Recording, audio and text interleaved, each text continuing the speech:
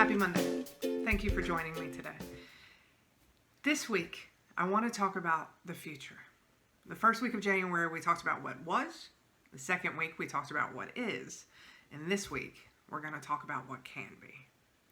Now, as leaders, many times we spend our days looking at fires and how to put them out. Everything's on fire. Your star employee is quitting, or you have a difficult employee that's causing all kinds of mess and you just don't have time to deal with it. The new product launch is going to be delayed. Some key piece of technology that you need suddenly breaks, like all of these fires.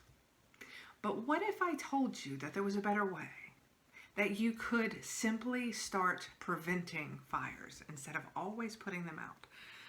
Now, does it sound like hard work? It is, for a minute.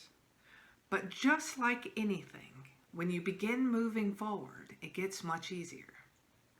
Take driving a car, for example.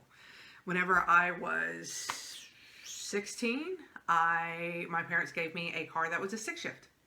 And the first time I drove the stick shift, it was impossible and I never thought I was going to make it home. The second time I drove a stick shift, I got caught at a four-way stop sign, blocking all four ways and couldn't get through until a big scary man came and knocked on my door, and I finally figured out to put it in first gear and make it work. And maybe it was the fifth time that I drove a stick, I got pulled over because I was bunny hopping through stop signs. But it got easier. It takes time in the beginning to make any change, but when you're making the changes for the right reasons, it gets easier. So my challenge for your future is this.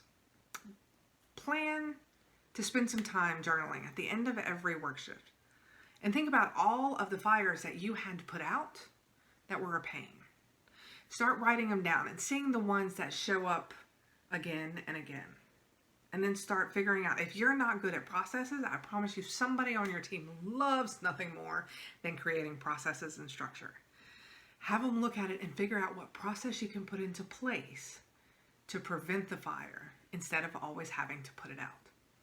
Whenever I worked at Walt Disney World, one of my new area managers came in and I remember vividly telling her, I love chaos. I like looking at the chaos that can't be prevented and figuring out how to prevent it. I hate controllable chaos. The chaos that exists simply because somebody didn't put a structure or a process in place.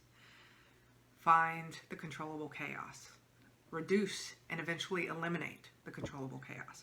Because when that happens, you can spend more time doing what you enjoy, developing employees, coming up with ideas, innovating, being creative, instead of always chasing your tail, putting out fires. Thank you again for joining me this week. Don't forget, leave what you learned down in the comments. I can't wait to hear from you. And as always, you got this.